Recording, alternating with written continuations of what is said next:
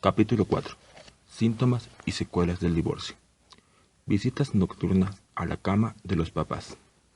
Pregunto, ¿tienes en tu casa un visitante nocturno que no te deja dormir? ¿Una pequeña o gran personita se pasa a tu cama en la madrugada?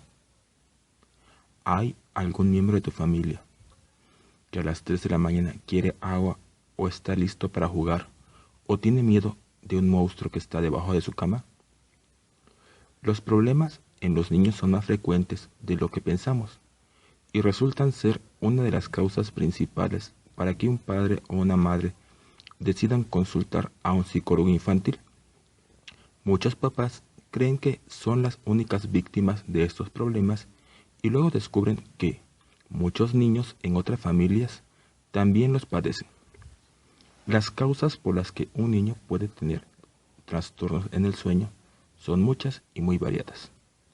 Desde una inmadurez neurológica o un día de mucha excitación hasta una cantidad excesiva de comida a la hora de la merienda. Sin embargo, hay una situación especial que hace que los problemas del sueño se presenten marcadamente sin que existan factores físicos que influyan. Esta causa se llama divorcio. Muchas veces el niño había dormido razonablemente bien y de un día para otro comienza a tener miedo, sed o ganas de platicar a las 3 de la mañana. Esto se debe a que imagina una serie de cosas que lo llevan a suponer.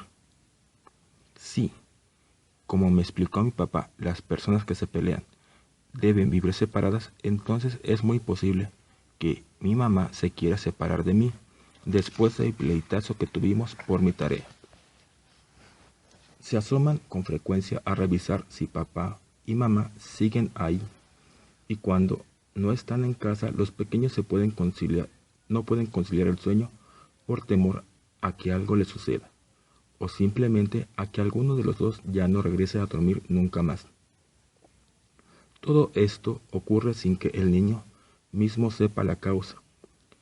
Él simplemente siente, teme y desconoce el porqué.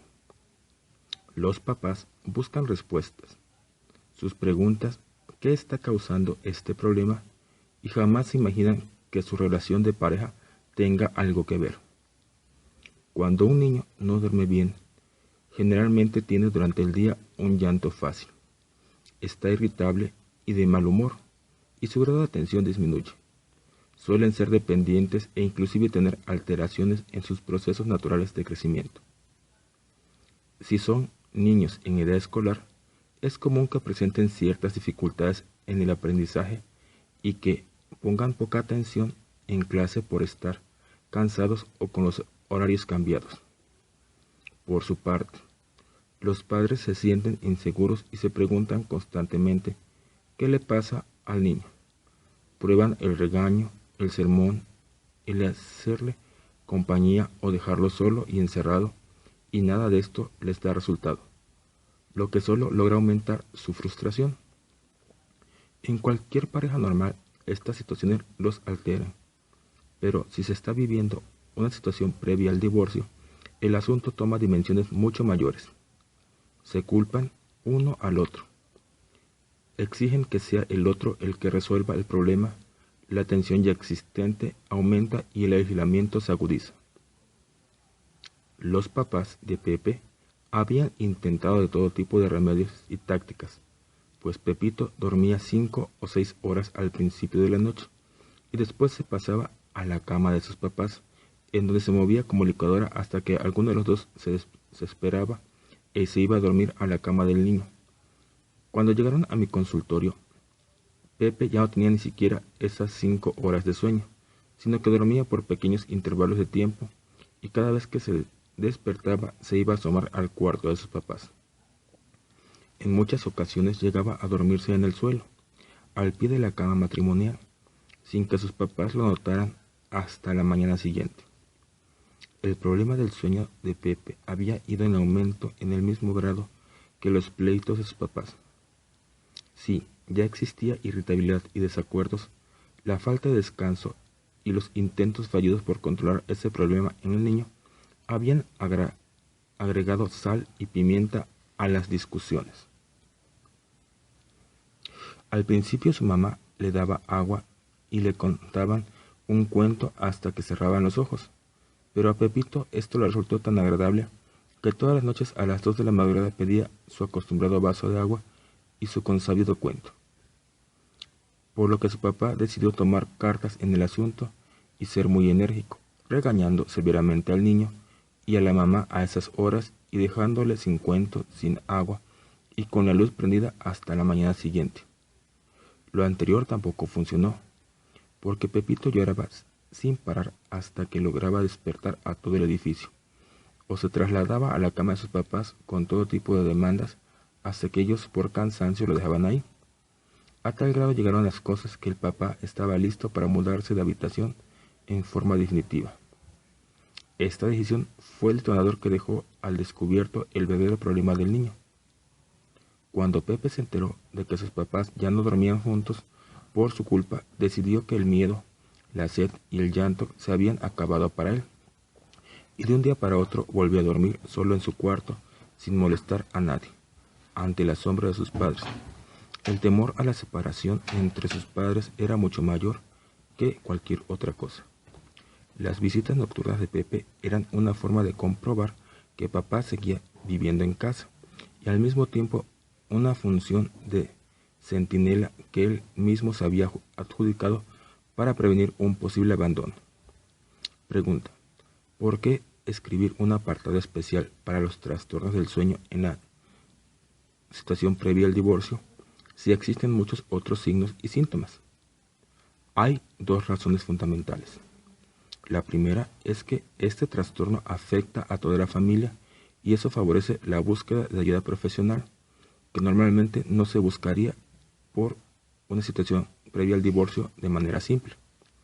Es mucho más fácil y socialmente aceptable llegar al consultorio del psicólogo a decir que el hijo o la hija no duermen bien y que eso altera a todos, que acudir a ayuda porque la relación de pareja está tan mal que está afectando a los hijos y sin embargo no nos hemos atrevido a solucionarlo.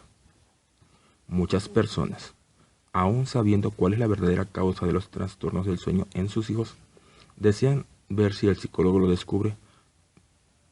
Para eso, ellos querrá decir que los problemas ya no se están pudiendo ocultar o ignorar, y el trastorno del sueño del niño significa el empujón que se necesita para empezar a resolver.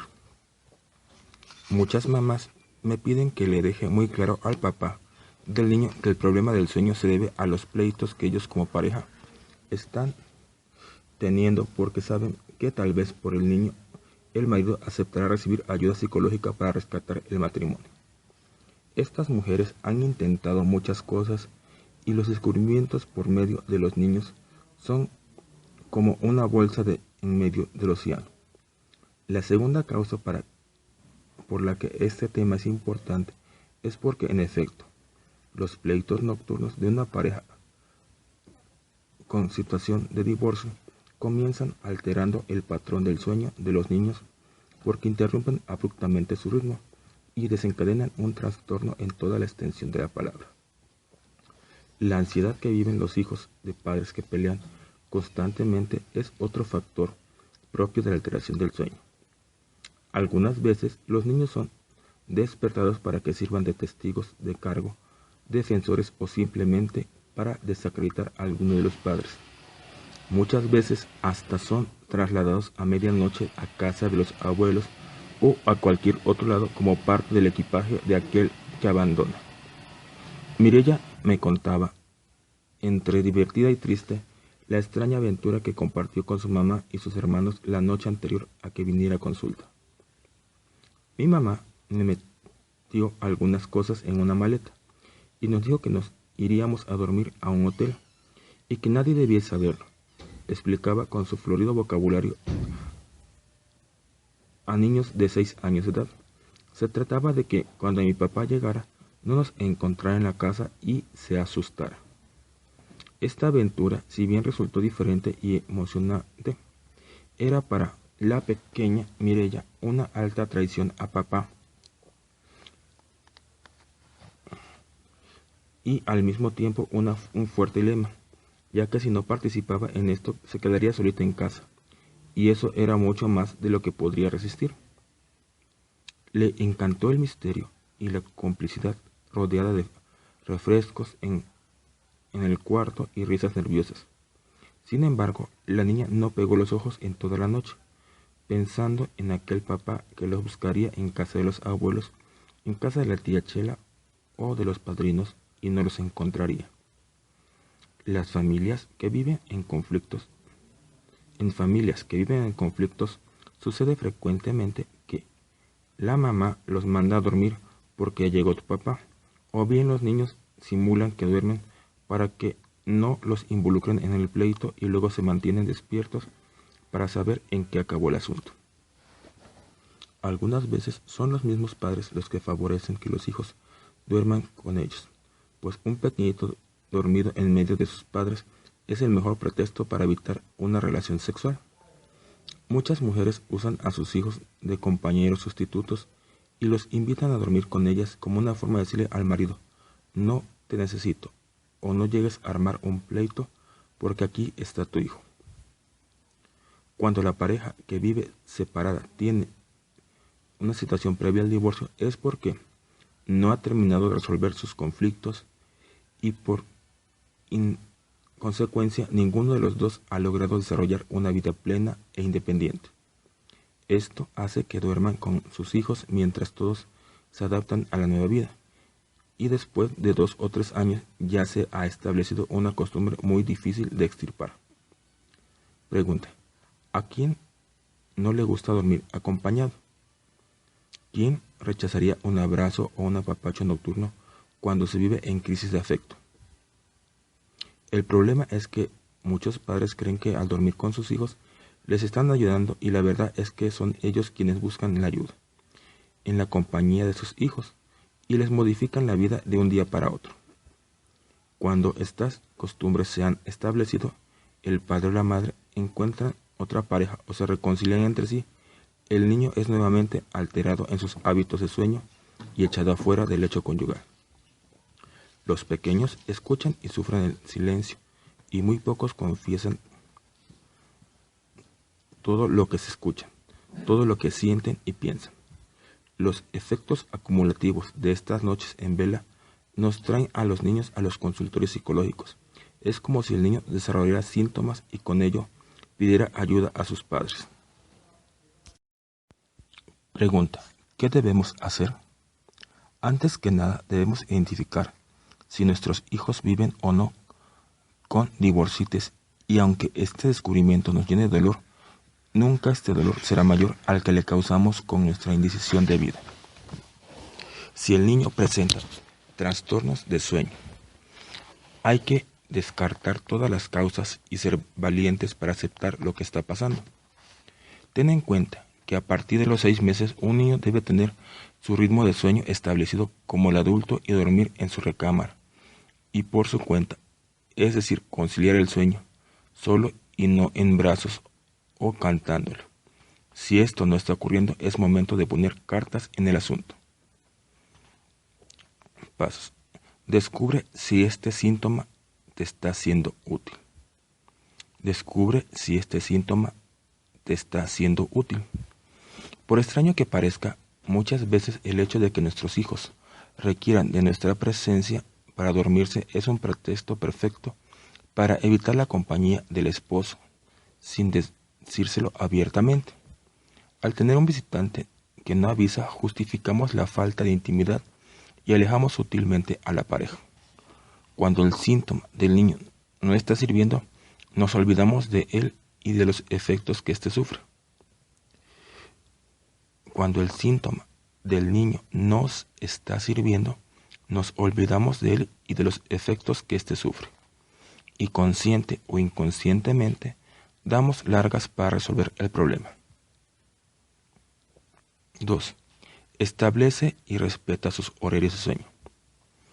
De acuerdo con la edad del niño, conocemos las horas que requiere de sueño y es necesario que tengas horarios fijos para dormir y cómo comer y bañarse.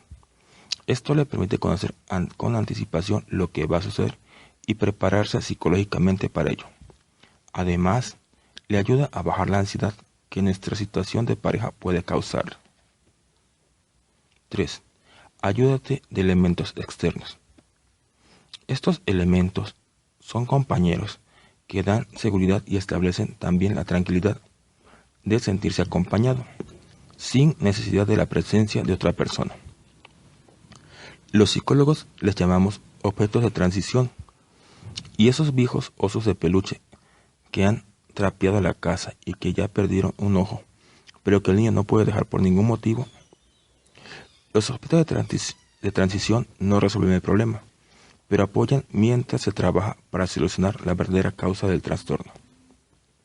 4. Asegúrate de que las condiciones de sueño sean óptimas. Asegúrate de que las condiciones de sueño sean óptimas. Justo cuando los papás creen que nadie los oye, es cuando más público tienen. Son muchos los niños que escuchan pelear a sus padres por la noche, mientras ellos creen que sus retoños duermen como angelitos. A veces se busca en electroencefalogramas lo que está en la vida cotidiana. Si el niño no está durmiendo bien, hay que analizar primero cómo y dónde lo hace. Si cada noche hay gritos, llantos o golpes, por muchos estudios neurológicos y medicamentos que haya, el niño no logrará dormir en paz. Si el escándalo de los vecinos nos afecta, con mayor razón el de los propios padres, especialmente si se está decidiendo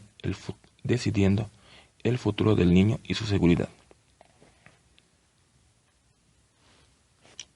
5. Aclárales que papá y mamá nunca los abandonarán. Aclárales que papá y mamá nunca los abandonarán. Nosotros sabemos que adoramos a nuestros hijos y bajo ningún motivo les haríamos daño o los dejaríamos a su suerte. Sin embargo, ellos necesitan escucharlo de nuestros labios y confirmarlo con nuestra conducta todos los días.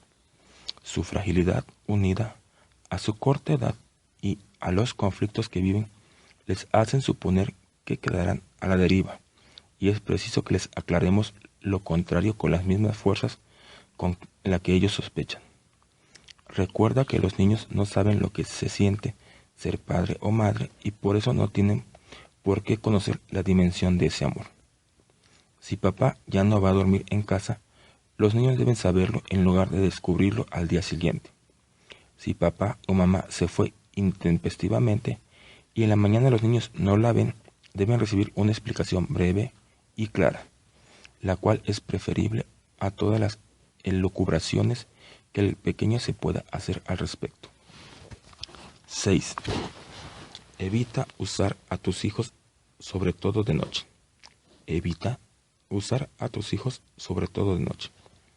Los niños no son rehenes ni aliados ni pólizas de seguro.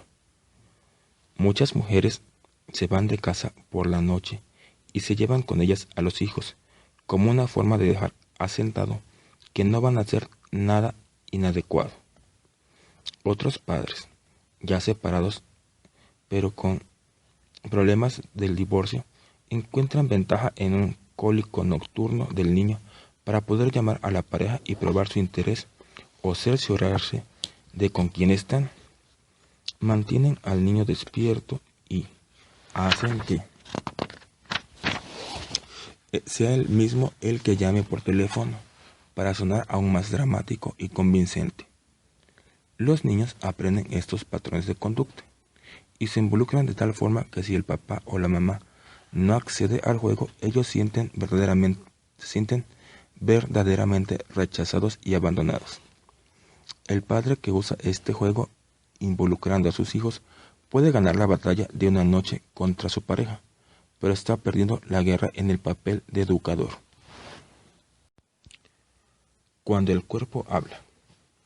Casi todas las personas aceptan que los estados emocionales alteran la salud, que si alguien está nervioso o tenso, o si tuvo un fuerte disgusto, le duele la cabeza, o se agudice ese dolor de estómago que siempre ha padecido.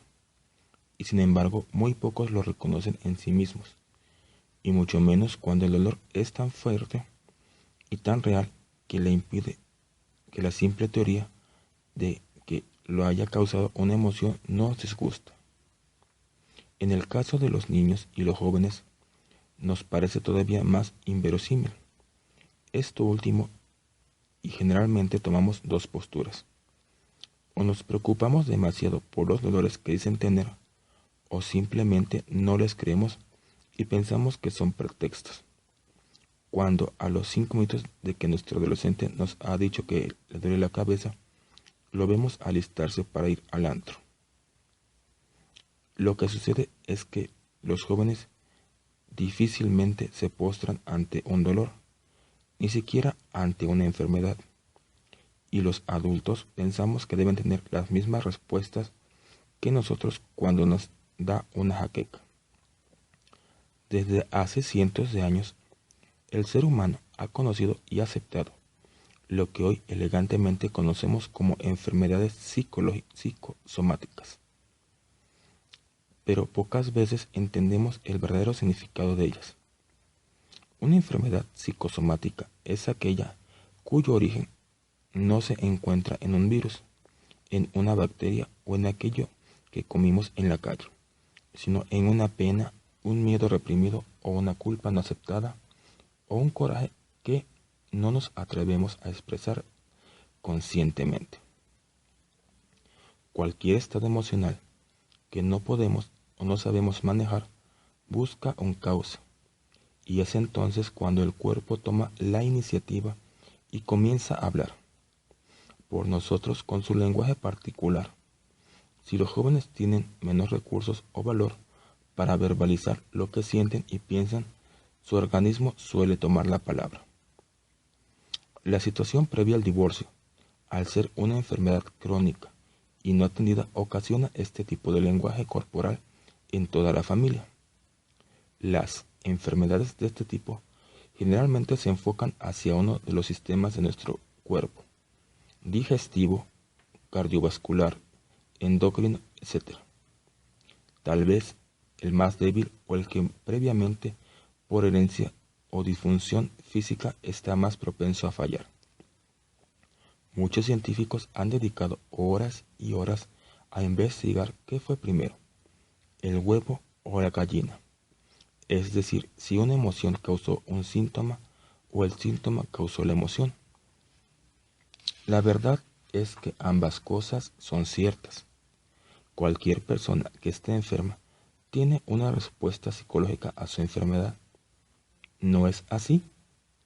O bien se deprime para estar incapacitada, o bien se consiente y disfruta de atención constante, volviéndose dependiente, o tal vez se enoja por lo que le pasa y su carácter se amarga. ¿Por qué entonces no aceptar que cualquier persona que se deprime porque pelea con el marido o porque sus padres lo hacen puede desarrollar una enfermedad?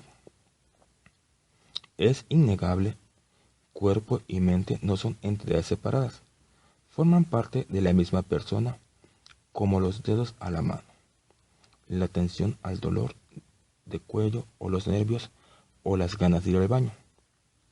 Los procesos psicológicos son funciones del coordinador central del organismo, es decir, del más elevado centro integrador del sistema nervioso central. Ustedes se preguntarán, ¿por qué hago todas estas aclaraciones? Pues bien, debo confesarles que cuando pensé escribir sobre esto, me imaginé a muchas personas leyéndolo al tiempo que sus hijos sufrían fuertes dolores o estaban bajo severos tratamientos. Tal vez personas en la sala de espera de un médico, y que al leer esto, que el posible origen del mal que tanto les estaba haciendo sufrir era algo imaginario, entrarían en cólera y no seguirían leyendo semejante aberración. No, las enfermedades psicosomáticas no son imaginarias. Los dolores, las inflamaciones y el sufrimiento es total y absolutamente real e involuntario. Existen factores inconscientes, sentimientos o pensamientos que si trajéramos a la conciencia nos harían sentir muy mal y que preferimos mandar al sótano de la mente, al inconsciente, para que nos dejen funcionar a diario como personas normales. Cuando un niño siente mucho coraje hacia su madre porque intuye que con sus reclamos va a hacer que su papá se acabe yendo de la casa, prefiere mandar al sótano ese coraje, en lugar de sentirlo, porque ya son muchos los sentimientos negativos que ha acumulado. Ese sentimiento, desde su punto de vista, es el de un mal hijo. Este niño puede expresar su coraje agrediendo a su estómago en lugar de decirle algo feo a su mamá. María sintió que perdía su libertad, su atractivo físico y el cariño de su esposo cuando nació su hija Susana. La percibió como una fuerte rival ante el cariño de su esposo y la causante de los problemas que siguieron en su matrimonio. Ni ella ni Javier, su marido, estaban preparados para vivir en pareja y decidieron tener a la niña como un intento de arreglar las cosas. Sin embargo, nada se arregló. Por el contrario, los pleitos de pareja aumentaban en la misma medida en que el cariño de Javier se desbordaba hacia su hija. María sentía mucho coraje hacia Susana, que no podía aceptar. En su inconsciente, el diálogo interno que ella tenía era más o menos el siguiente: ¿cómo voy a tenerle coraje a mi propia hija? Eso me colocaría en un papel de monstruo de maldad que conscientemente no acepto, porque afectaría la imagen que tengo de mí misma. Yo no quiero sentir esto y debo desecharlo. Su mente se defendió con fuerza para no sacar a la luz estos pensamientos y sentimientos y los guardó por varios años sin que se notaran, hasta que su cuerpo se agotó de ser el carcelero de tanto peso y decidió hablar por su cuenta. María empezó a tener dolores musculares, sobre todo en las piernas y los costados. Cada día, conforme Susana crecía, los dolores aumentaron hasta que cuando su hija tenía suficiente edad para cuidarla, María entró en un total estado de invalidez. No podía ir al baño sola, y mucho menos caminar sin ayuda. Requería la presencia de su querida hija Susana para sobrevivir. Esta fue su venganza: esclavizar a su hija, privarla del amor de una pareja, de formar un hogar y cuidar de sí misma para pagar con ello lo que supuestamente le había ocasionado. Además, el hecho de asegurar a su hija a su lado le aseguraba también a Javier, aunque solo fuera para pelear a diario. Por supuesto que si yo hubiera intentado hacerle ver a María su conducta como ahora se las describo a ustedes, lo habría negado todo rotundamente. Si el cuerpo habla y cubre el verdadero sentimiento, está cumpliendo la función de defender a la persona de ese sentimiento, y por eso no lo reconoce como propio. Es decir, si estoy pagando con mis dolores físicos el pecado de sentir coraje por mi hija, entonces ya no tengo que aceptar que tengo ese coraje y mi mente estará tranquila. Muchas enfermedades conllevan alguna ventaja, aunque sea para inspirar lástima o tener una charola de alimento servida en la cama. Cuando la ventaja es muy grande, aunque sea inconsciente, la enfermedad se prolonga y la convalecencia es más lenta. Existe un término psiquiátrico que ha sido usado por muchos llamado histeria de conversión, que explica cómo hay personas que desplazan un síntoma psicológico a un órgano o músculo. Son individuos ciegos o inválidos a los que no se les encuentra causas físicas para no ver o caminar, pero que de hecho no pueden hacerlo. No se trata de personas que finjan, sino de padecimientos reales a los que no les encuentran origen dentro del terreno de la medicina fisiológica. Uno de estos casos nos lo relató un maestro de la universidad cuando nos explicaba el tema. Una chica estaba próxima a cumplir sus 15 años. Su padre siempre había sido uno de los hombres más ricos del pueblo y ella había planeado una gran fiesta para bailar el vals y estrenar vestido, pero los papás tuvieron uno más de muchos pleitos. El señor se fue de la casa y la fiesta se suspendió. Esta muchachita había sido una niña mimada y poco entrenada en la tolerancia a las frustraciones materiales, en contraste con la profunda divorcitis que la quejaba desde que era muy pequeñita. La muchacha no pudo manejar sanamente la situación y el día de su cumpleaños amaneció totalmente ciega. Sus padres la trajeron a la capital con los mejores oftalmólogos y ninguno encontraba daño alguno, aunque reconocían que al explorar los ojos de la niña, ésta no respondía a la luz. Uno de ellos la mandó al psiquiatra para que la revisara y fue él quien le curó milagrosamente. El milagro, explicaba nuestro maestro, consiste en el gran poder de nuestras mentes. La chiquilla tenía una gran ventaja con su ceguera. Por un lado, castigaba a sus padres por todo lo que le habían hecho sufrir, con sus conflictos por no haberle hecho la fiesta, y por el otro, usaba la enfermedad para unirlos de nuevo, aunque fuera por culpa o lástima. Ella no lo hacía deliberadamente. No habría podido perder la vista por voluntad propia a nivel consciente. Y por lo tanto, no aceptaba que estuviera castigando a nadie ni chantajeándolos. Pero el psiquiatra la curó, no el oftalmólogo, y fue necesario seguir tratándola para evitar que ante otra situación no manejable ella quedara paralítica o muda. Pregunta: ¿qué pasa cuando te enojas? Respuestas: aumenta tu metabolismo de los carbohidratos, adelgazas por el estrés, se acelera tu actividad cardíaca, sientes que te sale el corazón de ira, aumenta tu presión sanguínea y se inhiben tus funciones digestivas. Casi lo mismo sucede con la angustia. Pregunta: ¿qué sucede cuando te relajas? Disminuye el metabolismo de los carbohidratos, por eso subes de peso en vacaciones. Se regula o disminuye tu actividad cardíaca. Baja la presión sanguínea, por eso también en vacaciones te sientes cansado de no hacer nada. Se activan tus funciones digestivas, se abre el apetito o bien te da diarrea después de que pasó el problema. El llanto, la risa, el sonrojo o el suspiro son expresiones físicas de estados emocionales y se deben a procesos físicos, aunque estos sean causados por procesos psíquicos. Son descargas para aliviar tensión, risa nerviosa, dolor, llanto o vergüenza, sonrojo. Padecimientos a los que asociamos un origen o una fuerte influencia psicológica son en el sistema cardiovascular, en el sistema digestivo, en el sistema respiratorio y en la piel.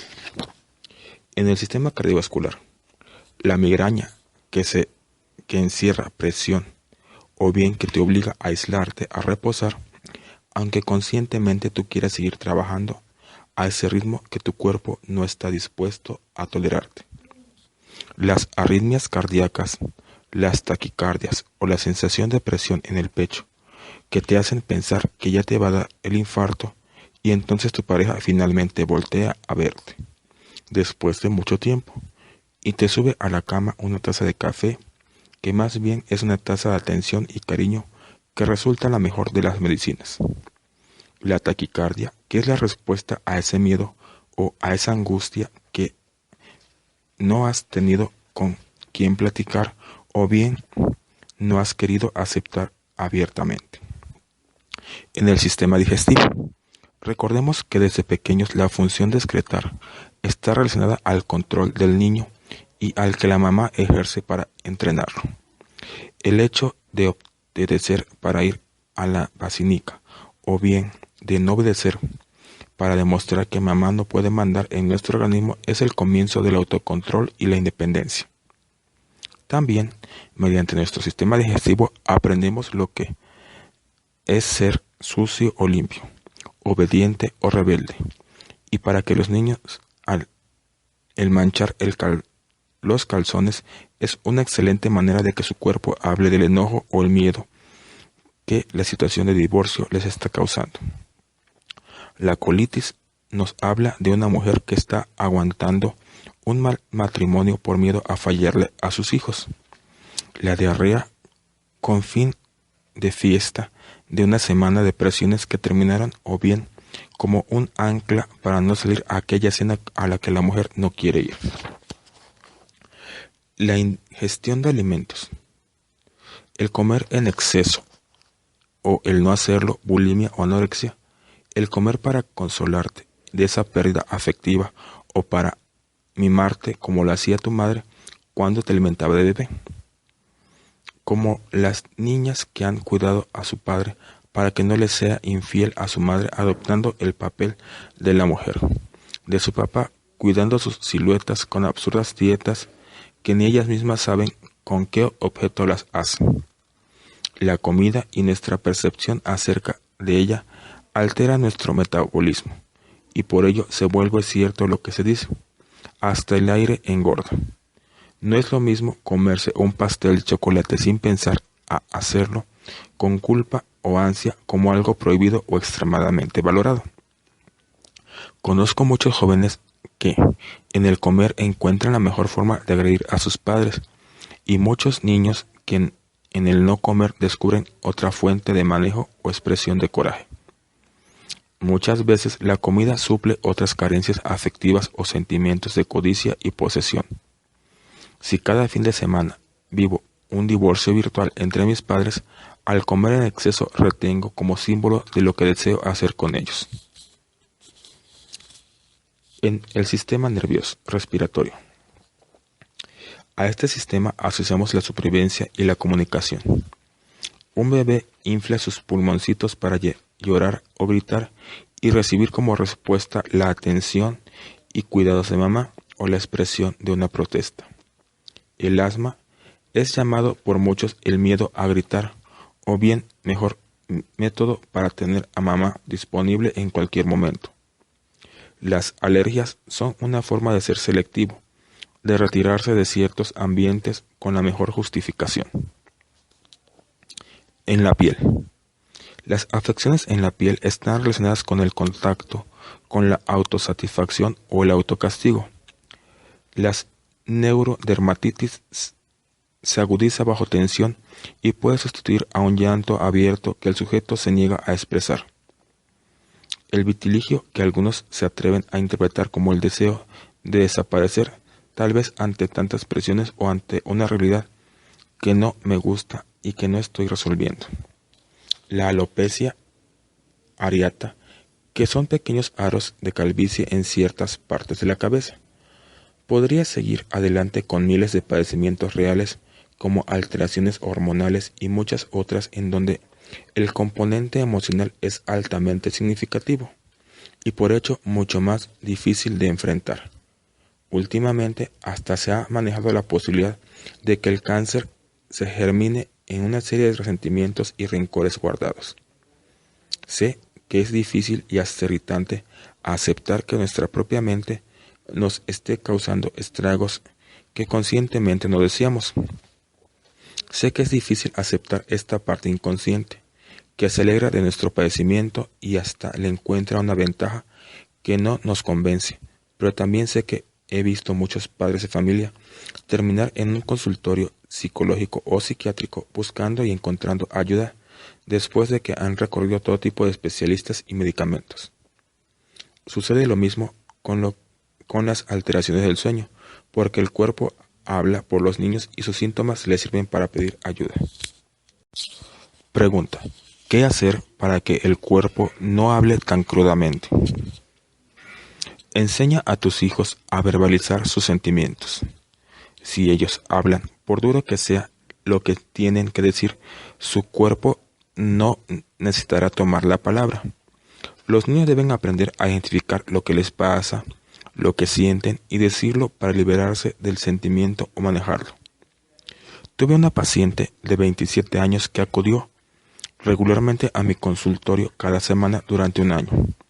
Desde la primera cita habló y me contó su vida, sus más profundos e íntimos pensamientos. Lloró y se rió. Otras veces le dio por interpretar sus propias palabras y en otras ocasiones se peleaba con ella misma por tal o cual reacción. Si he de serles sincera, debo decirles que en todo ese año yo casi no hablé, pero no porque no quisiera, sino porque ella estaba tan ávida de ser escuchada que mis palabras no tenían ningún sentido. Un día llegó y me dijo que tenía mucho que agradecerme por todo lo que yo le había ayudado y que ella se sentía con fuerzas para seguir adelante sin mí. Nunca se dio cuenta que ella hizo todo el trabajo y que fue ella misma la que se había curado. El simple hecho de tener un compromiso semanal para ser escuchada fue todo lo que necesito. Ese caso no fue un triunfo mío, como no es mérito de la botella el sabor de un vino. Solo servimos tanto la botella como yo de contenedores. Enseña a tus hijos a expresar sus sentimientos. Permíteles que lloren, que rían, se enojen o canten y bailen de gusto. Poco a poco puedes hacer que hagan todo esto de una manera socialmente aceptada para que se adapten a la sociedad sin vivir restringidos a ella o demasiados pendientes del que dirán. Déjalos enfrentarse a las reacciones de otros. Déjalos enfrentarse a las reacciones de otros. Si en cualquier caso nos cuesta trabajo dejar que los hijos se enfrenten por sí mismos a las consecuencias de la vida, en el caso de la situación previa al divorcio esto resulta casi imposible, porque son precisamente los padres que la viven los que ponen el ejemplo de no enfrentar, de seguir la vida por inercia, sin hacer algo para cambiar el destino y mejorar. Es importante que los niños y jóvenes aprendan a no retirarse del dolor o del conflicto, sino a enfrentarlo. Para este aprendizaje se necesitan un modelo. Si nos atrevemos a enfrentar, entonces el cuerpo no tiene por qué tomar la iniciativa y hablar a su modo. Alicia tiene 18 años y es tímida. Casi siempre prefiere quedarse en casa en lugar de asistir a alguna reunión. Alicia también es muy enfermiza y sufre de fiebres inexplicables. Estas fiebres aparecen generalmente cuando la han invitado a una fiesta o a una reunión en casa. Tu fiebre es más valiente que tú, le dije un día. Se presenta claramente para evitar que vayas a fiestas y asume su propia responsabilidad. Alicia se quedó asombrada por mis palabras y bastante enojada conmigo. No me gusta tener fiebre y me duele la cabeza y me salen fuegos en la boca, me respondió con fuerza, cosa que me dio mucho gusto porque comenzaba a sacar con palabras lo que expresaba con altas temperaturas. Sé que no te gusta tener fiebre, pero también sé que te gusta mucho menos ir a la fiesta. No fomentes dependencias. No fomentes dependencias. Tanto los niños como los adultos somos adictos a la atención. Cuanta más atención recibimos, más queremos. Si para ello es necesario estar enfermo, lo haremos como el mejor recurso para tener a los papás juntos o a un marido metido en casa en vez de que se vaya al dominó. Desde pequeños, los niños deben aprender a cuidarse y a tomar sus medicamentos y sobre todo a encontrar atención y cuidados sin necesidad de enfermar. No permitas que tus seres queridos jueguen con fuego. No permitas que tus seres queridos jueguen con fuego. Usar el cuerpo como locutor o representante oficial de lo que siento, pero no me atrevo a decir, es un juego peligroso que incluso puede conducir a la muerte. Atrévete a descubrir el significado que tiene la enfermedad en tus hijos para entenderlos y manejarlos mejor. Localiza el órgano parlanchín. Localiza el órgano parlanchín. Cada uno de nosotros tenemos nuestro talón de Aquiles. Algunos mandan los problemas al estómago, otros a la cabeza, otros a la piel o a los músculos.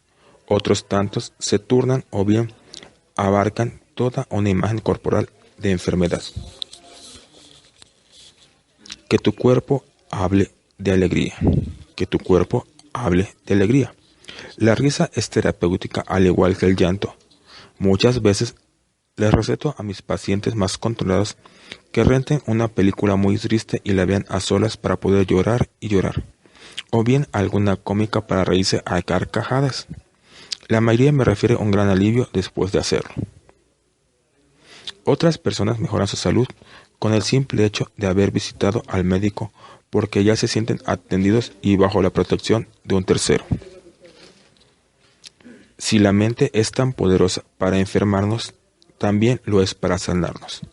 Si la mente es tan poderosa para enfermarnos, también lo es para sanarnos.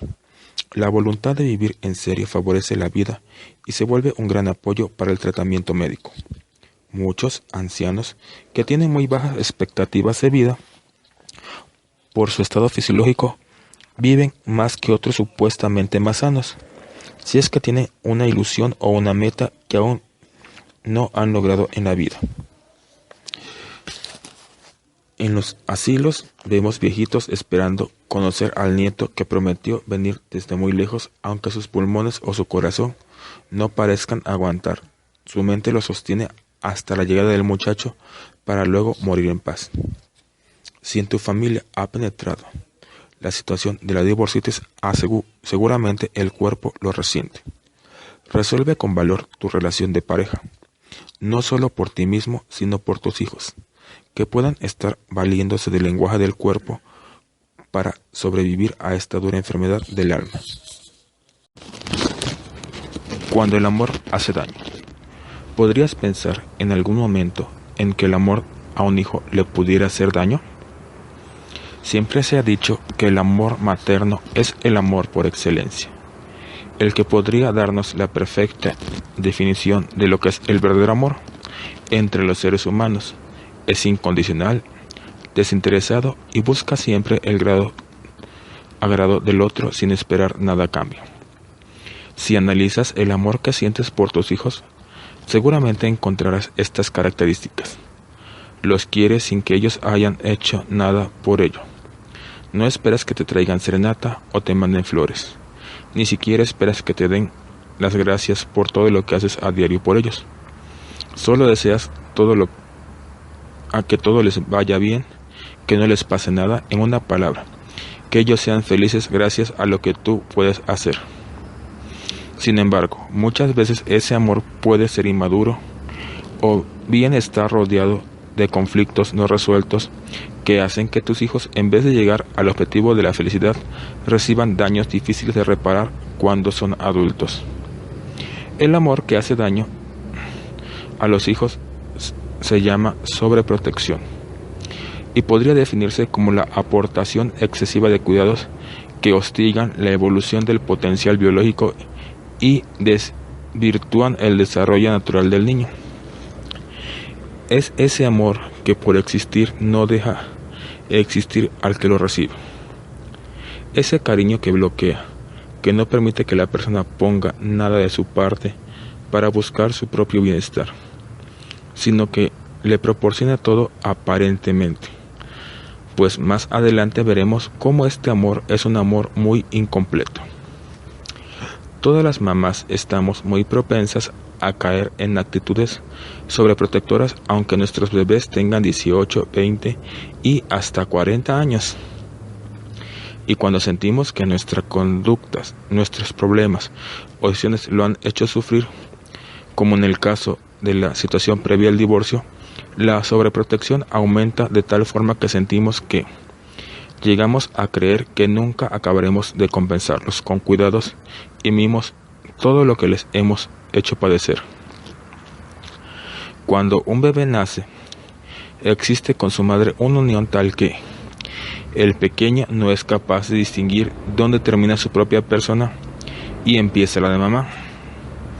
Existe entre ellos una unión a la que se llama simbiosis natural. Esta unión se da intensamente y dura hasta los primeros 18 meses de vida. Al cabo del tiempo, aunque la simbiosis con la madre persiste unos meses más, el niño va asimilando el hecho de que separarse temporalmente de mamá y empezar a ser alguien independiente. Muchas veces las mamás, por ahorrarle las lágrimas a los hijos o a ellas mismas, no enfrentan estos procesos de forma natural. Salen a escondidas de la casa para ir al supermercado para evitar la escena de llanto cuando el pequeño se da cuenta de que mamá se va. En la situación previa al divorcio, le ha hecho suponer a este pequeño que sus padres pueden abandonarlo en cualquier momento. El hecho de jugar a las escondidas, lo único que hace es reforzarle al niño la idea de su fragilidad e inseguridad. Le corrobora que de verdad su mamá puede desaparecer en cualquier momento y con ella simplemente se mete al baño. Comienzan los llantos desesperados del niño y la mamitis se agudiza. Aquellos episodios dramáticos de llantos, súplicas que la mamá buscaba evitar ahora se presentan sin cesar ante la más mínima ausencia de ella, aunque sea dentro de la misma casa. Lo mismo ocurre cuando el papá tiene que salir de viaje de negocios y sus pequeños hijos le quieren ayudar a buscar pretextos para decirle al jefe que no pudo ir.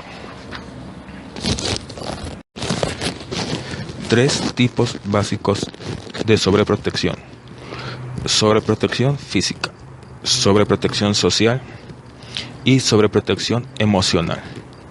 Son 3 básicamente los modos como podemos sobreproteger a alguien. Sobreprotección física es la que se refiere a dar cuidados físicos excesivos. Carolina cuidaba a su pequeña Mariana con especial esmero. Ella misma había sufrido muchas alergias de pequeña y no quería que su hija pasara por lo mismo, de tal forma que la tapaba muy bien antes de sacarla de la casa y no le permitía andar descalza aunque su cuarto estuviera alfombrado o fuera pleno verano. Mariana, sin embargo, padecía constantes resfriados y la tos era casi permanente en ella. El médico le indicó a Carolina que la niña no tenía suficientes defensas naturales para enfrentar los pequeños enfriamientos. Por supuesto que no tenía defensas propias, pues era su mamá quien le prestaba defensas artificiales y de esta forma impedía la madurez del sistema inmunológico. No obstante, Carolina, ante la tal aseveración del médico, consideró a Mariana una niña delicada que, con mayor razón, necesitaba cuidados especiales. Fue muy triste ver cómo de una niña sana se logró una pequeña enfermiza y aparentemente nadie podía hacerle entender que eran precisamente los cuidados que le prodigiaba lo que le había enfermado a su hija. El primero que intentó abrirle los ojos fue el padre de la niña. Sin embargo, esto solo sirvió para que Carolina interpretara que su marido era negligente y descuidado con su hija, y esa conclusión le reforzó aún más sus conductas extremas. ¿Cuántos pequeños nacen enfermos del cuerpo y la sobreprotección de sus padres los enferma del alma? Todos los padres deseamos evitar enfermedades y padecimientos a nuestros hijos, pero por más que hagamos, no está en nuestras manos esta posibilidad. No obstante, contamos con la posibilidad de darles armas propias para que cuiden de sí mismos. Sobreprotección social es la que se refiere a la protección del medio ambiente y de los demás, lo cual dificulta la independencia. Es verdad que los pequeños llegan a un mundo de adultos en donde todo está a otra escala. Es muy difícil para ellos abrirse paso. Los padres de familia estamos presentes precisamente para ayudarlos en esto. Sin embargo, no podemos recorrer por ellos los caminos que les corresponden. Cuando Erika, de 7 años, invitaba a una amiguita a jugar a su casa, ella debía ser el personaje principal de todos los juegos. Si jugaban a la tiendita, Erika era la vendedora. Si jugaban a la escuelita, ella debía ser la maestra. Cuando alguna de las invitadas ponía objeción a la regla, de la pequeña no hacía sino llorar, y Marta, su mamá, aparecía de inmediato para arreglar el asunto. Después de hablar pacientemente con las dos niñas sobre lo importante que era no pelear entre amiguitas, negociaba entre ellas siempre a favor de su propia hija, y las cosas regresaban a la normalidad. Pero Marta no se daba cuenta de lo que estaba haciendo era empeorar la situación para su hija, quien no quería ir a su casa de nadie a jugar y se había vuelto voluntariosa y mandona. Llegó un momento en que nadie deseaba estar con ella, y ella no deseaba tampoco hacerlo si no estaba presente su mamá para ayudarla a hacer su voluntad. Muchas veces el amor que nos hace miopes y la culpa nos vuelve ciegos. Es difícil que los padres aceptemos y no perdonemos lo malo que le sucede a nuestros hijos por nuestra causa. Marta se reprochaba a sí misma el que por su culpa su hija no tuviera una familia normal. Consideraba que la niña tenía ese carácter por culpa del divorcio entre ella y el papá de la niña. Para sobreproteger socialmente hay 1000 argumentos que sirven. Es más chiquito, son todos contra ella. Si estuviera aquí, otra mamá defendería también a su niño.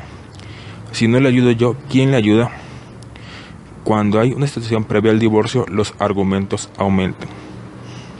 Con todo el dolor que le ha tocado vivir, debo darle una pequeña ayuda. El niño no tiene la culpa de nuestros problemas. Pobre de mi hija con ese papá que le tocó. Con la mamá que tiene, me necesita más. Definitivamente es más difícil dejarlos madurar socialmente que allanarles el camino, pero las recompensas son mejores si evitamos intervenir en su desarrollo como constantes rescatadores. Sobreprotección emocional. Es la que se refiere a la protección ante el sufrimiento en general y la fuerza para enfrentarlo. La sobreprotección emocional se parece mucho a la social, porque por lo regular son los demás los que hacen sufrir. El otro padre, los abuelos del otro lado, la falta de dinero, la situación irregular de la familia. Pero se distingue de la social en que se proteja al niño de los efectos del sufrimiento más que de los demás. Nelly sabía que su hijo Jaime no tenía con quién jugar en el recreo. El mismo niño se encargaba de recordárselo todos los días a la salida del colegio. Ponía una carita tan triste y le relataba a su mamá cómo los niños lo agredían y nadie quería compartir el juego o el almuerzo con él. Si se lo hubieran permitido, la propia Nelly se hubiera puesto el uniforme de la escuela de Jaime y se hubiera ido al patio de recreo todos los días a jugar con su hijito y de paso darle su merecido a esos mocosos. Protección social. Pero como esto no era imposible, para compensarlo, le compraba todo lo que Jaimito quería en el momento que tan solo lo insinuara. Sobreprotección emocional. Jaime era un niño muy inteligente y al darse cuenta de los efectos que producía en su madre, hasta le agradó ser un solitario dentro de la escuela. Era como una forma de justificar y asegurarse los cuidados y protección de su mamá. Podríamos decir que llegó a tener esa autocompasión y a disfrutar de ello por un tiempo, pues cuando Jaime fue mayor, los cuidados de mamá y sus compras no compensaron su debilidad emocional. En el capítulo pasado hablamos de las ventajas que encuentran los niños en la situación previa al divorcio, y definitivamente la sobreprotección es una de ellas, aunque a largo plazo no represente una verdadera ventaja, al igual que las compras y los paseos. La sobreprotección, tan dañina como el abandono. Si bien un niño abandonado no puede sobrevivir, tampoco un niño sobreprotegido puede hacerlo sanamente. Se ha visto que estos pequeños son después adultos conflictivos, dependientes e incapaces de darse a los demás, lo cual los hace infelices. La sobreprotección impide dos procesos básicos en el niño: la capacidad de demora y la tolerancia a la frustración. La capacidad de demora. Es decir, el poder esperar para recibir algo que deseamos, ya sea una cosa como un vaso de agua, o un juguete o una conducta, como un permiso o una caricia. Los niños muy cuidados no tienen que esperar por nada. Todo lo tienen aún antes de desearlo, y por ello no aprenden a esperar ni tienen ilusiones. Desgraciadamente, en la vida nadie te va a tratar tan bien como se tratan tus papás, y cuando esto sucede sin haber tenido entrenamiento en casa, pues no hubo que esperar a que mamá te atendiera después de tus hermanos o papá te hiciera caso después de terminar su trabajo. Te resulta imposible tolerar la espera en una oficina o en cualquier otro ambiente. Los hijos únicos son más susceptibles de sufrir estos casos porque no tienen competencia para lograr la atención de papá y mamá. Los hijos en una situación previa al divorcio también padecen mucho en este sentido. El niño sin capacidad de mora es tan demandante que provoca miedo en los demás por sus reacciones violentas, es gritón, exigente y escandaloso cuando no se sale con la suya. La tolerancia a la frustración se refiere a la fuerza para resistir la privación. No siempre obtenemos lo que queremos. Por muy sobreprotegidos que nos tengan, hay cosas o situaciones fuera de nuestro control o del control de quien nos cuida que debemos aceptar y tolerar. Los padres deben ayudarnos en este proceso, inclusive cuando causando pequeñas frustraciones en los hijos. Es importante que los entrenen para las grandes frustraciones de que la vida adulta les tiene reservadas. Si un niño no experimenta el sufrimiento, aunque sea en pequeña escala, no será capaz de manejarlo, menos aún de superarlo. Conozco muchas señoras que son capaces de recorrer varias dulcerías hasta encontrarle a su niño la paleta de piña que él quiere, con el conmovedor argumento de si no lo consiente mamá, ¿quién lo consentirá? Creo que los padres existimos más para formar y para educar que para consentir, y los consentimientos no se dan espontáneamente, sin necesidad de promoverlos en forma especial. Los abuelos también ayudan mucho a consentir. Dejémosles a ellos esta tarea, que además les sale muy bien. Muchas veces las carencias reales nos ayudan a educar y crear tolerancia a las frustraciones. Por eso yo considero que las crisis en las familias bien encausadas les ayuda a madurar y crecer como seres humanos. Víctor y Sandra peleaban con frecuencia, pero ambos disimulaban sus enojos ante sus hijos. Iban juntos a comer el domingo y casi no se dirigían la palabra entre ellos. Los niños captaban perfectamente que había pleito entre sus padres, pero ninguno en la familia tocaba el tema. Lo malo es que cada quien sacaba sus propias conclusiones del contenido y la gravedad del pleito, y muchas veces imaginándose situaciones mucho más graves que la realidad. Cuando Víctor aceptó abiertamente que en ese momento estaba enojado con su mamá y que no tenía ganas de hablar con ella, las cosas se fueron aclarando y arreglando. Es normal que las personas que conviven se peleen, y es convincente de que las peleas sean muy evidentes para los hijos. Estos sean tomados en cuenta e encauzando positivamente la situación. Es decir, no hacer como si no pasara nada. No debemos tener miedo a pelear, sino a no poder resolver las diferencias. Arturo, un adolescente de 14 años, consiguió un trabajo de pintor de techos cuando su papá no pudo darle dinero para pagar su inscripción en la liga de béisbol juvenil. La mamá del niño se sintió muy agredida porque pensó que el padre le hacía un gran daño al hijo, y si ella hubiera tenido el dinero en ese momento se lo habría dado al joven con doble placer. Primero, darle a su hijo un gusto, y en segundo, enfrentar y compensar a un padre que calificaba insensible y tacaño. Afortunadamente, la mamá de Arturo no consiguió ese dinero.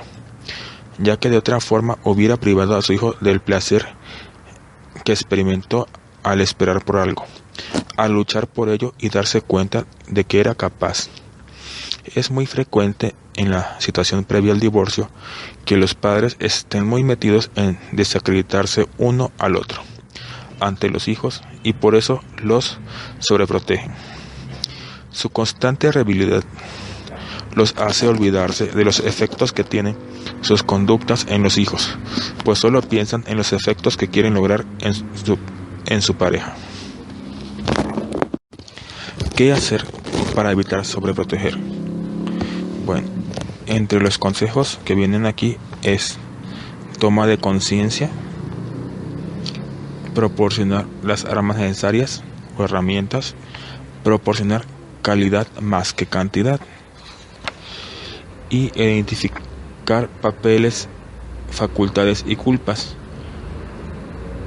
Así, negarle algo hay que dejarlo experimentar y permitir el deseo y la espera. ¿Qué hacer para evitar sobreproteger? Toma conciencia. Recuerda que tú no serás eterno para tus hijos. Ellos necesitan ahora de ti para que les ayudes a ser independientes y valerse por sí mismos. Y tu éxito como madre o padre consistirá en que no te necesiten cuando sean mayores. Es más, piensa que ellos mismos serán padres y requerirán esa madurez para luego transmitirla. Nadie puede dar lo que no tiene. Yo sé que es muy difícil dedicar los mejores años de tu vida ocupándote de alguien para después dejarlo ir. Pero si tomas conciencia de lo que implica este trabajo, la recompensa se verá reflejada en el hecho de haber formado hombres verdaderos a partir de niños indefensos. Analiza tus actitudes frente a tus hijos. Tal vez en una o varias de ellas descubras conductas sobreprotectoras motivadas por tu coraje hacia tu pareja o por compensación ante el hijo. Es muy importante que las evites, pues lejos de cumplir tus deseos bien intencionados, enredan aún más las cosas y te impiden educar a quien sí debes educar, a tus hijos. Todo esto implica un esfuerzo, no solo para descubrirlas, sino para dejar de hacerlas. Un generoso papá cayó en cuenta de esto cuando le preguntó a su hijo qué quería de regalo de cumpleaños, y el niño no deseaba nada en absoluto. Ya le habían dado mucho más de lo que necesitaba y no tenía ninguna ilusión. Una mamá se observó a sí misma como referee en el condominio horizontal donde vive. Sus hijas no tenían permiso de salir a jugar si ella no estaba presente, supuestamente para protegerlas de abusos de todo tipo, pero no se daba cuenta de que no las protegía de sí mismas y de su debilidad, pues las pequeñas no sabían cómo defenderse aún de niños menores que ellas. ¿Qué hacer para evitar sobreproteger? Proporciona las herramientas necesarias. Hay un viejo refrán que dice: no ares la tierra de tu amigo, sino más bien enséñalo a arar. Y esto se aplica muy bien a tus hijos. No les hagas de referee, mejor enséñalos a defenderse, o bien permite que las situaciones que viven los obliguen a aprender de la experiencia. Si la relación que ellos tienen con el otro padre te parece injusta o inadecuada, ellos mismos deberán aprender a manejarla sin tu intervención, pues si tú te metes, lo único que lograrás será contaminar la comunicación entre ellos. Por supuesto que con toda la proporción guardada, pero siempre es más efectivo y duradero enseñar diferentes recursos. Tus hijos pueden aprender a negociar con sus amigos si negocian contigo algunas concesiones, y de paso ejercita su tolerancia a la frustración y su capacidad de demora. Cuéntales cuando tú eras pequeño y lo difícil que fue enfrentarse a los niños que te decían gordo o al maestro que te amenazaba con algo. o cómo te disgustaban algunas cosas que hacía o decía tu papá y la forma en que lo manejaste. Tu ejemplo los reconfortará y les dará tips que le pueden funcionar, a la vez que les hace ver que no son los únicos que deben hacer frente a las dificultades. ¿Qué hacer para evitar sobreproteger? Proporciona calidad más que cantidad. Muchos papás y mamás piensan que estar toda la tarde con sus hijos significa ser una buena mamá, pero a veces resultan tardes de regaños y gritos, o bien de estar encima de ellos resolviéndoles los problemas, no sin los respectivos reproches. Es muy común que las familias en situación de divorcio, tanto el padre como la madre, se reprochen entre ellos el poco tiempo que dedican a los hijos sin caer en cuenta que el tiempo de convivencia está significando una muy baja calidad de relación, ya que ambos están tensos e irritables. Hay familias que juegan a ser felices y lo único que logran es retratar bien en sociedad.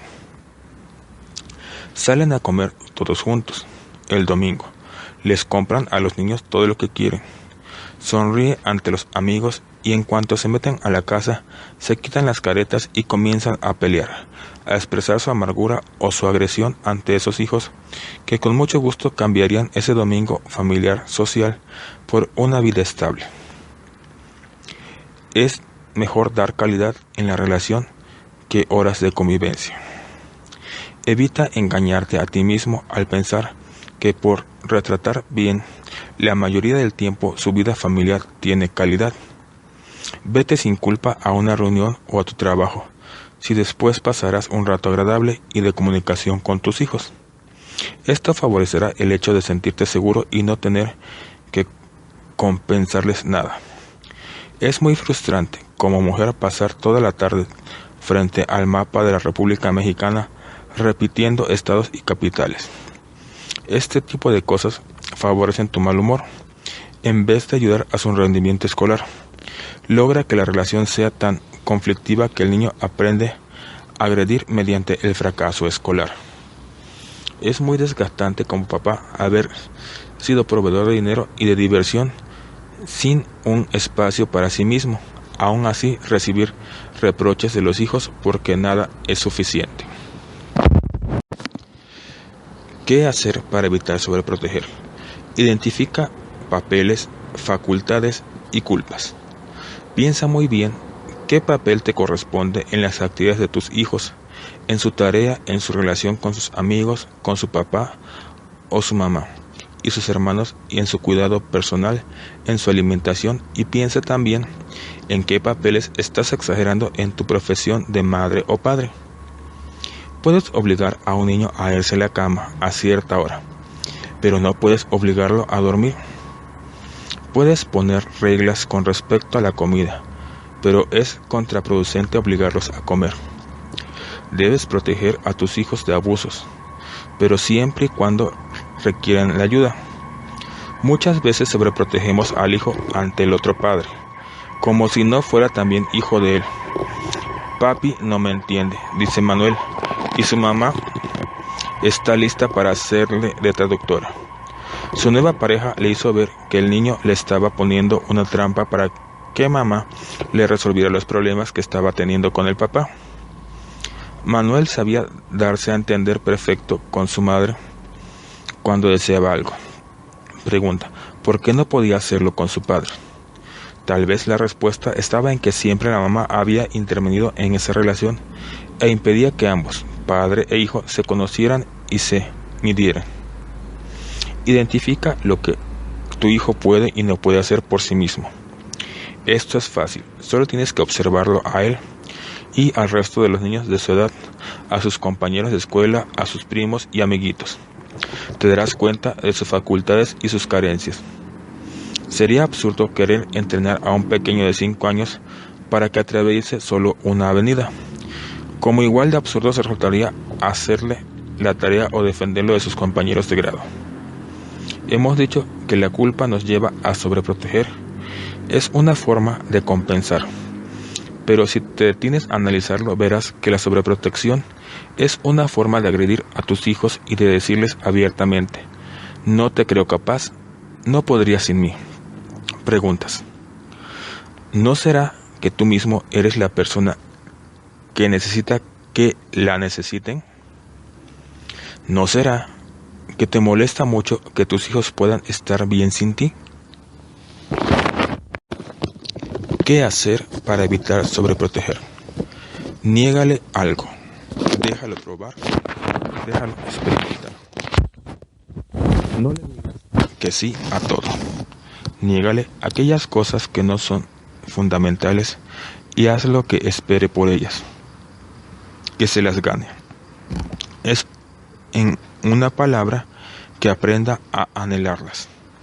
Es mucho más sencillo comprar un helado para callar al niño que llora que escuchar el llanto toda la tarde. Pero al hacerlo, el mensaje será: si quieres helado, debes llorar insoportablemente para adquirirlo, y mamá o papá te lo comprará con tal de no escucharte. Si sales deprisa al dentista, te será más fácil amarrarle las agujetas del tenis que dejar que él lo haga. Pero la prisa no nos impide educar efectivamente. Si tu hijo ya está en edad de hacerlo, procura que se las vaya amarrando en el coche, o bien planea tu tiempo para dedicar un espacio a esa actividad que al principio le costará trabajo. En verdad, conozco niños de 8 años que aún no pueden atarse los zapatos por sí mismos, y sus papás, en vez de hacer algo al respecto, solo refunfuñan que es culpa de la negligencia de su mamá. La experiencia de los campamentos son extraordinarias para que los niños saquen a flote todo lo que verdaderamente pueden y saben hacer, aunque no quieran. No esperes actos de voluntad, pues si los dejas a su elección, siempre decidirán seguir utilizando tus servicios de asistente ejecutivo bilingüe a ser independientes, sobre todo en aquellas actividades que más les cuesta trabajo, como las tareas escolares y las conductas de autocuidado: lavarse los dientes, guardar la ropa, peinarse, etc. Si tienes oportunidad de separarte de tu hijo unos días para que él conviva con otra persona, descubrirás de esa experiencia todo lo que los niños saben hacer cuando su papá o mamá no están presentes. De hecho, muchos niños realizan cosas en casa de papá que en casa de mamá nunca hacen, ya sea porque existe alguien que se los hace o porque no les conviene mostrar esa habilidad y perder el servicio. Mi trabajo dentro de las escuelas y en el consultorio me ha demostrado que los niños se muestran mucho más capaces cuando están solos que cuando están presentes sus papás. Último apartado de este capítulo. ¿Qué hacer para evitar sobreproteger? Permite el deseo y la espera. No solo te aconsejo que se lo permitas a tu hijo, sino a ti mismo. Muchas veces eres tú quien no se resiste más y sale a comprar ese juguete tan lindo que desean tanto tu hijo como tú.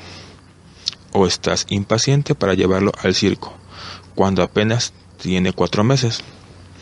Es formativo desear, es enriquecedor esperar. Y estas dos conductas unidas le darán a tu pequeño mucha de la fuerza que necesitará para ser un adulto feliz en una sociedad que no solo no protege, sino que amenaza constantemente. Herédales a tus hijos una infancia llena de logros y no de temores.